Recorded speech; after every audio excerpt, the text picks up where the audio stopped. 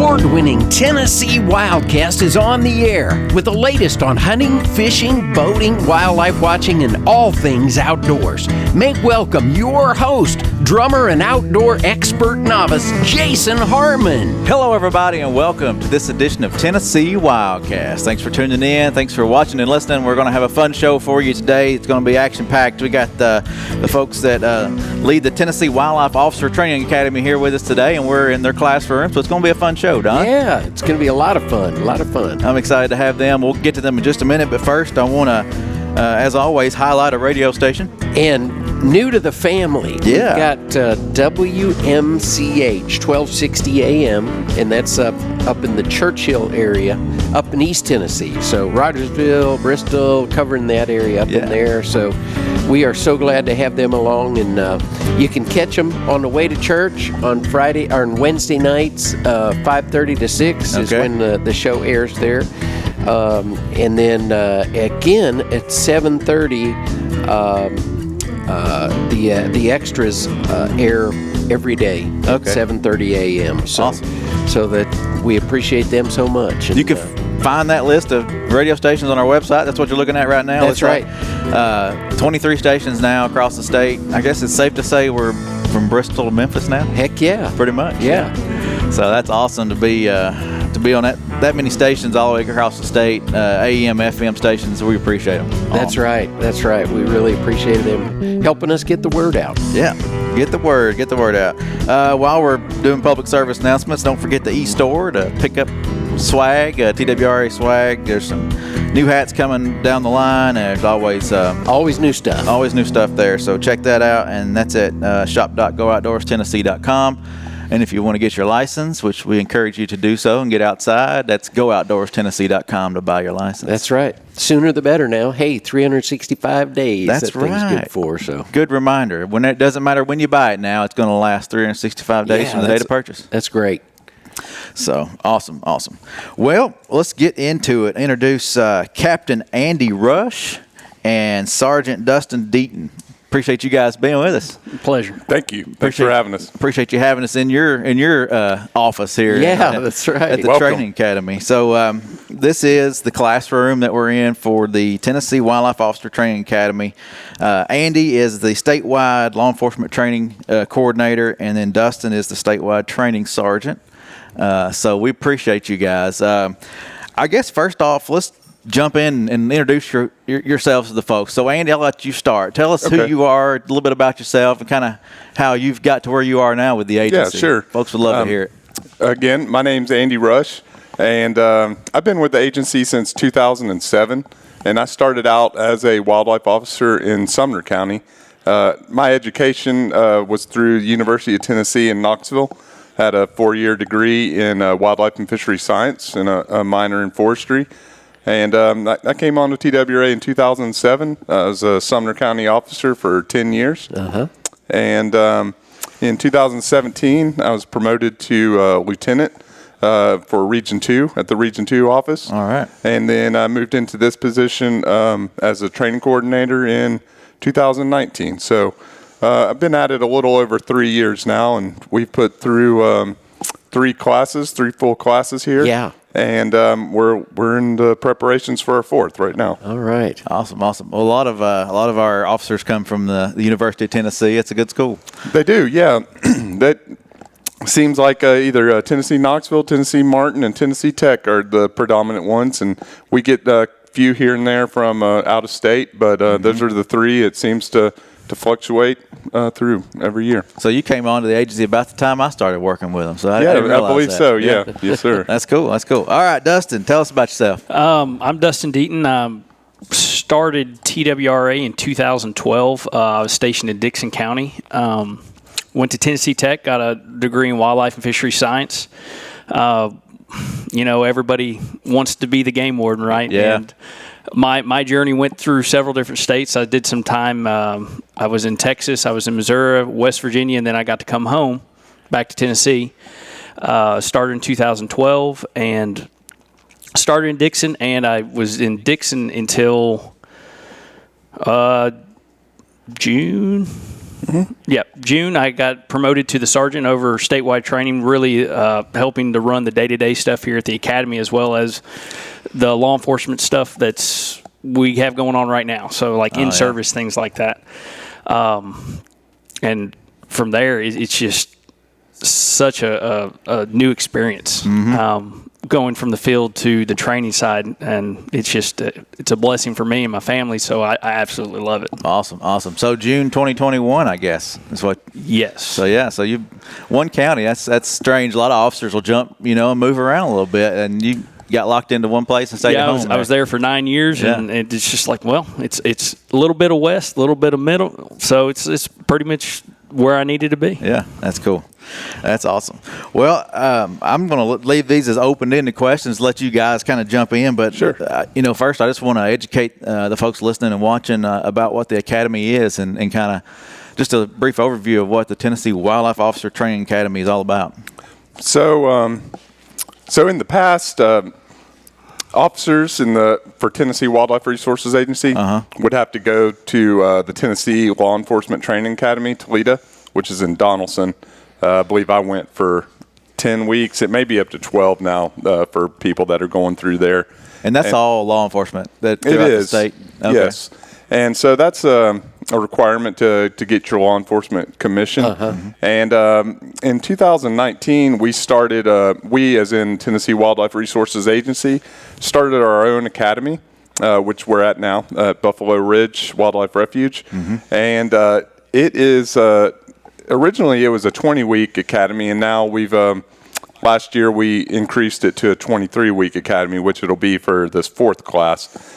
And so it encompasses, we're really proud of it in the law enforcement division and just for the agency in general, because it really focuses in on what a game warden needs to train in to be a well-rounded game warden once they get out and go into the county that they're selected, or for wildlife managers that hold a commission as well. And so that was one thing that Colonel Ryder at the time, he wanted us to have a little bit more training for what our job entails, that he didn't think that they were getting specifically at Toledo, which their training is fine training. Right. This is just catered to us a little bit more. Now there were you training alongside police officers, potential Yes, police we were. officers and highway patrol folks? Maybe, Well, or Highway just- Patrol has their own academy. Oh, okay. And most bigger metro areas have their own academy.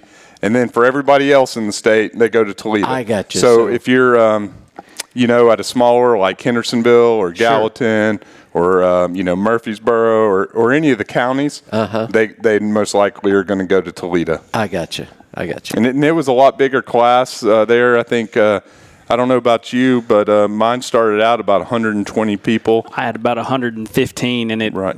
ended up at about 80. Yeah, and so our class size here is a lot smaller. It really just fluctuates onto what the hiring capacity is for that year. But we've had at the low class that graduated 8, and at the high class that graduated 16. And so, we start, and again, it's 23 weeks, start in June, get done, usually in November or December. And we go through everything that they need to know, starting off from knowing structure of the agency and how the agency works with our administrative directives, and moving through all the Tennessee laws that they need to know, especially focusing on Title 69 and 70, which are boating and wildlife. Right. And then we move through, any type of criminal law and all your Fourth Amendment, Sixth Amendment, and et cetera, through defensive tactics and firearms and EVOC, which is an emergency vehicle operations course. Do some pool work for officer water survival. We really try to touch on everything. It's listed as a basic academy, but I feel like we pack in quite a bit. When I see the pictures and the videos that get shown at the graduation, which we usually cover with the multimedia side, and it's really interesting to hear the testimonies of the officers that are coming out of the academy and things they've learned and I mean just that the variety of photos and videos that I see of all the things they've gone through in that 23 weeks. Man, that's a huge commitment. It's a long time. Yeah, I mean, and they live here on site. Right. And we're blessed to have the area we do. We're on this refuge where we can go out into the woods, set up scenarios, hunting scenarios, duck hunting scenarios, everything from deer, duck, bear. We can do everything here on site. Right. And we actually bring in instructors from all over the state who have specialties that, as a guy from Dixon, I didn't have a whole lot of bear hunting experience. So we bring officers and sergeants, supervisors in that have a lot of experience in that. Same with duck hunting. We'll bring the guys from West Tennessee in who are, that's their bread and butter. And honestly, a lot of times I get jealous because when I went through, you got a brief overview of this is what you get. Right. And then you had to go out into the world and, hey, this is what you got. And you had to learn from there. Yeah. They get a base of knowledge here that is, they get a taste of everything. Yeah. From walking up to a bait site to doing stops on the side of the road to everything. Where before, especially with the Toledo environment where you had 115, 100 people there, you maybe got one rep. Here, we just run them through so they get a lot of exposure because we have a small class, which is beneficial to them. And, man, they go out much more prepared, I feel, than I did when I started. Right. I mean, it's I'm sure that academy, it's great. I mean, it's the basic law enforcement training you needed. But for you guys, you didn't learn the wildlife side, the field stuff until going with your training officer, right? Into the field. How about Fred School? We did have Fred School. So that was like, it was, I was in the TWRA right before they made it 12 weeks. But that was just the brief, hey, these are the laws. You already got your basic stuff out of the way, but now here are the specific stuff to what we do. Right. But you didn't get the reps. That it was very specific. We did our firearms, we did our DT, we did all those things again, which we already did in Toledo. But the downside to it was we didn't have it. It wasn't all the time. Whereas you kind of had to turn a little bit of this off and turn this on. It was just kind of overwhelming at times where now this is us. Yeah. Yeah. Well, and I think about a wildlife officer, they're driving a little bit different equipment. They're, you're dealing with a little bit different type of people. I mean, you're in the woods by yourself a lot of times, coming up on folks with guns and things. There's certain training things that you need to hone in on for you guys that maybe somebody on the streets doesn't have to deal with. Yeah, exactly. The guys that we tell them from day one, guys, 90% of the people you're talking to either have a knife or a gun. I mean, that's what an outdoorsman have. That's the standard equipment, right? And most of those guys are great guys. No, they are. All the ones you're going to come in contact with. Sportsmen are great. In the 10 years I worked in the field, it was very rarely that you would ever have somebody that was not a happy camper. Let's just put it that way. Yeah. But knowing the dangers there that are a little bit different, but we handle ourselves differently than you'd say a standard field officer would or a road officer. Because, our best defense, and I tell these guys all the time, your best defense is talking to people. Why can't you just talk to people? Yeah. And we really press that here. It's all about personal relationships with landowners, hunters, fishermen of the state, and they're your best asset. And they will tell you where you need to go. Because they don't like poachers or people taking more than they're supposed to. They don't like them more than the law enforcement guys because they're taking their access resource, away. Yeah. Well, and once you guys get into your communities, I mean, you both were officers for a time, and you get to know those people, and you create those relationships with the county, and you start getting to know people, and it's good. It's good. You're friends with everybody, and you still gotta be that law guy. You gotta make sure they're obeying the rules and the laws. But it's a community, and I'd say it's fun. Oh, it is. I do miss it. Yeah. But I do love the training side a lot as well. It's just one of those things. And just when you were talking about getting out into the county, it transcends even just the law enforcement aspect of it for a county officer in particular because you're kind of like the local extension of TWRA in each county. And so you're in a lot of times, the first point of contact that people have for any type of question that has to do with the wildlife agency, regardless of if it's a poaching or fishing violation or a boating violation. And so, our officers are expected to be able to talk to the public and be able to converse on a regular basis, to build those relationships, not only for a law enforcement perspective, but just for that interaction in the community. I know for myself, I always enjoyed going to speak at Rotary clubs, speaking at schools especially. Enjoyed anytime I got invited to a career day through any of the numerous high schools or elementary schools in Sumner County. I rarely declined to make that appearance. I tried my best to go and try to promote the agency and speak to young people and show them, bring a bone box with furs and skulls and things like that. Oh, yeah. And so we're kind of a jack of all trades, and we fall back on enforcing the laws, but we're expected to do so much more. Sure. And so we try to promote those things here at the academy as well, and touch on the community aspect and being able to speak in front of people and how you interact, like Sergeant Deaton mentioned. Yeah. It's very important. And speaking of career days, there's probably a lot of younger folks out there listening to this or watching it that are thinking, that's what I want to do. That's what I've always wanted to do. If you could boil it down to what kind of preparation does a young person need to be looking toward, in the way of education and experience to get themselves ready to maybe apply for an officer position? So the base thing, and this is probably going to be the thing that takes the most time and effort on an individual's part, is completing that 4-year degree. And so that is a requirement that we have. Though we do have a secondary outlet for that if you have 10 years of experience, that you can also qualify to be a wildlife officer. So you could go through a wildlife technician avenue and get 10 years of experience and then apply, or get a 4-year degree. And that's going to be, again, most of the time, you get those students from Tennessee Knoxville, Tennessee Martin, Tennessee Tech. And that's because all of them have a dedicated wildlife department and major. And so a lot of your land grant universities in the United States are going to have those.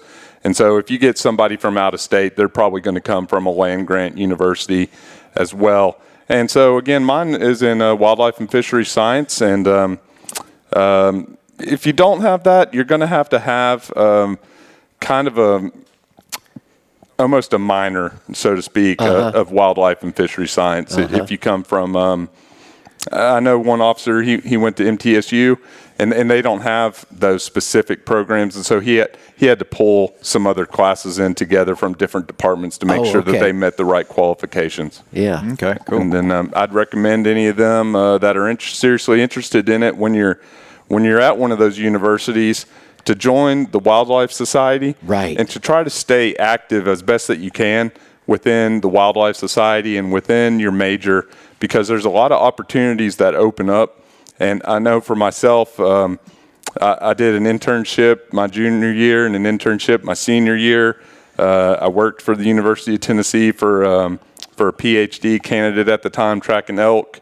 So I tried to do as much as I could to get my foot in the door. That experience is so important, isn't it? It is.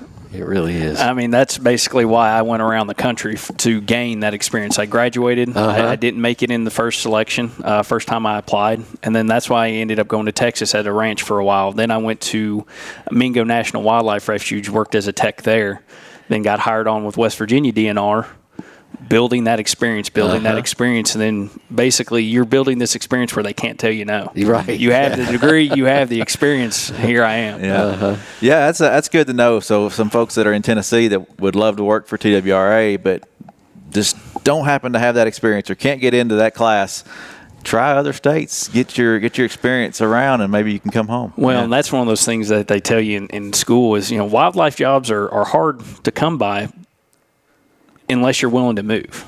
And now I wanted to stay in the South. That's where I've always been. Right. But I found position here. I found a position here. But the goal was always to get back home. Get back home where I belong. Yeah. Mm-hmm. Well, so someone who's got that degree, talk us what the process is to get through to the academy. Normally we hire around March. Is that what it is? The interview process starts around March or something like that? That's correct. And I believe you'll want to go to TennesseeJobs.gov and fill out your application there. And there may be a part of the interview that's online. And then they'll invite you to, I believe, 2 in-person interviews. First round, second round. Yeah, first round, second round. And then those offers are usually made sometime in May, it seems like. I know this year our start date for the academy is June the 5th. So I'd imagine beginning of May they'd have those offers out because we normally have about a month buffer in between.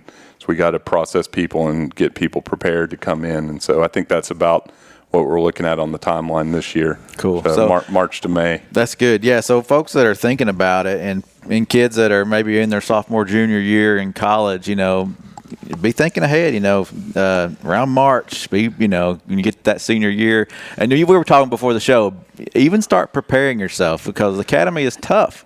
It is not easy. I will tell you this, you're not going to be out here running marathons, but you need to be in decent shape. Yeah. You were talking about PT and the academic standards earlier. Yeah, and the academic standards, we want an 80%. Anything below 80%, we're like, all right, what we need to work on that. Yeah, right. 80% above, that's what we consider passing. Whether it's on the firing range, driving track, academic test, it's all the same. If you 80% or better. Yeah. And then your PT standards, be able to run. Yeah. I mean, push-ups, sit-ups, just basic fundamental movements, because when you're out by yourself, you may need to run. You may need to do some upper body strength, some lower body strength. These are the standards that we keep, and we want to set you up for success, mentally, physically. So when you go out into the world and you don't have somebody looking over your shoulder every day, you know what to do. Yeah. Yep. And you've got a great facility for that part too. We do. Close by, just a few steps away from where we are right now. There's a nice gym. There is. Or hey, you know what, guys? Take off running. We'll see you later. Right. Yeah, we do PT at least 4 days a week, usually from 5:30 a.m. to 6:30 a.m. And we expect people to. They have to pass a certain standard by the end of the 23 weeks. They're not necessarily expected to be able to pass it from the first day, but they are from the time that they leave. And so we've had 37 people, individuals that are officers in the state now, officers and managers that have graduated, and all 37 of them have been able to pass it by the end of the 6 months. All right. But they did have to work for it. And like Sergeant Deaton says, we don't give anybody anything here, and everybody has to earn what they get. And but if people put in the time and effort, anything that we have to offer here is certainly accomplishable and has been accomplished by the 37 graduates that we've had so far. And getting back to those photos at graduation that I've seen, kind of the before and after, I've seen some pretty significant weight loss on some of the candidates. We have had that before, too. yes. It's amazing what happens when you get up every day and have to, get out there and get after it. Right. Several started with one size duty belt and one size pants, and had to finish with another size. And so that's a good problem. Oh, yeah, that's a good thing. Any of those officers that have had that happen. I told them, we'll take care of the uniform later. Just work on yourself and get in the best shape that you can. That's the most important thing, and we'll get you those new pants. That's a good deal. Yeah, that's fun. That's funny. It's like Don's mentioned, the graduation ceremonies. That's always cool to see those guys walk across the stage and complete that and finish that part. And it's rewarding, and families are there celebrating and congratulating them, and then they're off into the field with their training officer, right? Do you have an officer that goes with them for a year? Or? So FTO, so your probationary period when you come with us would be a year long. So basically roughly half of that's going to be here. Okay, yeah. So the rest of that's going to be with what we call an FTO, a field training officer. And what that's going to look like is you will go to your area of assignment, so whatever region you go to, and there's going to be 3 sergeants that will be your FTOs. So these are experienced. These guys have been around. They know what to do. They know their job, and they know it well. So they ride around, and they kind of show you what to do, and then they kind of let you start taking the reins, and then finally they just stand back and watch. Yeah. And you're being evaluated the whole time. Hey, you did this really well, but look at this, or look at this. Just little pointers, just so their next encounter goes smoothly, goes great. We're out here to not only protect the wildlife, but we want everybody to enjoy, and we just have to train them to look at it like that. Right, right. That's cool. So that's pretty much it in a nutshell. I mean, from start to finish, we've covered a lot of it today on how you become an officer in Tennessee and how you get through the academy. I think y'all have done a great job. You mentioned this is the 4th year. Will be the 4th year. It is. The 4th class to go through the new academy, and the facility's awesome. Y'all have done a great job getting it all together, and I know it's probably really special for those guys that come through, guys and gals that come through and complete it. Yeah. I think so, and it seems like they develop a lot of good camaraderie and friendships that, I'm hoping that'll last, the rest of their lifetimes and careers. We want to promote, those good things here. So, Yeah. Well, we didn't get into all the details and some more details behind the classroom and the stuff in the field, but it can be fun and challenging. And absolutely. Both can be. Both things happen. I mean, driving trucks, driving boats, ATVs, working the field, and then running and PT and things. It's a mix. So if y'all are interested, be thinking about applying. Like I said, around March is when you do that, and then get through the interviews and head to the academy. So that's right. We're waiting for you to be here. Yeah. I hope to see some of y'all. Yeah, for sure. Well, Don, thank you. Yeah, you bet. You bet, Jason. I've learned a lot this week. I have too.